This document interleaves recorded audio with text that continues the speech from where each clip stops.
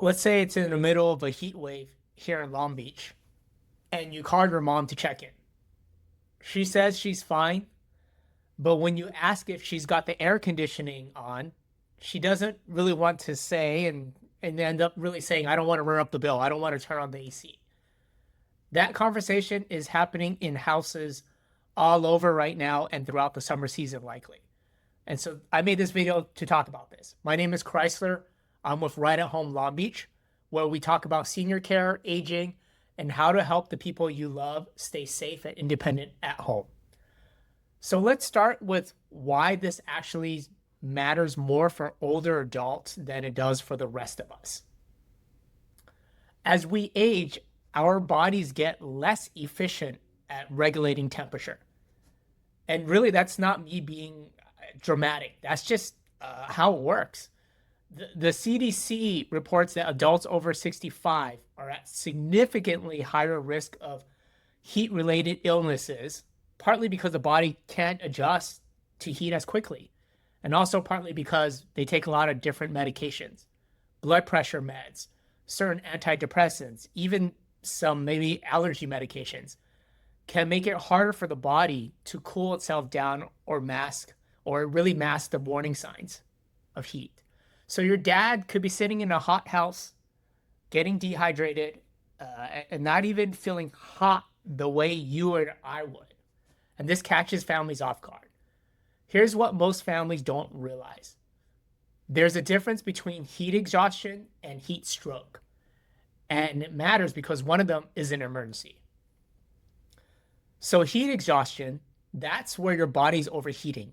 And it shows up as heavy sweating, weakness, getting dizzy, maybe a headache or nausea.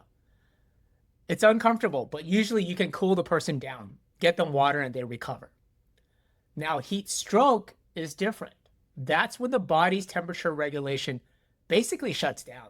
And it can show up as confusion, hot, dry skin instead of sweating, a rapid heartbeat pulse, or even fainting.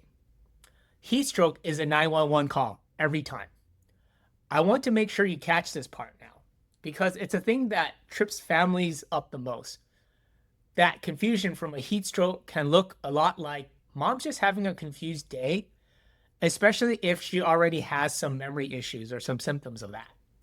So during a heat wave, if someone you love seems more confused than usual, don't assume it's just an off day. Absolutely check on them. Now, let's talk about that AC conversation from the beginning that I mentioned, because I hear this version of it constantly. A lot of seniors grew up in a generation where you didn't run the air conditioning because it was unbearable. I mean, I grew up in that household. Add in being, as seniors on a fixed income, a lot of older adults will sit through a heat wave with the windows open and a fan going, telling themselves that it's all good, it's all fine. Now, here's the misconception. A lot of people think a fan is basically the same as AC, just a little less uncomfortable or comfortable, and it's not. The CDC is actually pretty direct about this. When it's extremely hot, fans alone don't prevent heat-related illnesses.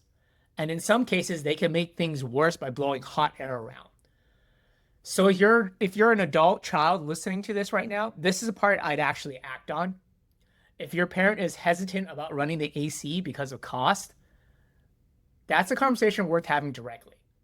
Sometimes it's as simple as helping them understand the actual cost difference or helping cover it for the worst weeks of the summer. It's a small thing that could prevent a very bad outcome. So here's what I'd actually tell a friend that's going through this situation. First, during a heat wave, check in more than usual. A quick call or text in the afternoon when it's hottest, not just in the morning. Second, know the signs we just talked about. Heavy sweating and weakness, that's a let's get you cooled down and hydrated. But now if they're having confusion, hot, dry skin, or rapid pulse, that's a 911 call. Third, and this is something a lot of families in Long Beach don't know exist, LA County opens cooling centers during heat events, and several of them have extended hours specifically for seniors. The Department of Aging also runs senior centers and dining sites across the city that double as a place to be somewhere cool during the day. If you're not sure where the nearest one is, I highly recommend you call 211 for LA County or 311 if you're in the city of Long Beach, and they'll point you to the closest location. Now, that's a free resource that most families have never heard of. And it can generally make a difference on the hottest days. At Right at Home Long Beach, this is exactly the kind of thing our caregivers keep an eye out without anyone having to ask. Making sure the AC or fans are actually being used, keeping water nearby, noticing if someone seems off earlier than the family might catch it from a phone call. If you got a parent here in Long Beach or out in Lakewood, Bellflower, San Pedro, and you're starting to think about what extra support might look like, especially with the summer heating up now, we're always happy to talk through that. And as always, if you found this video helpful, do me a favor and subscribe, like, or share it with someone who needs to see this. It really does help more families come across this before they need it. So, summer's heating up.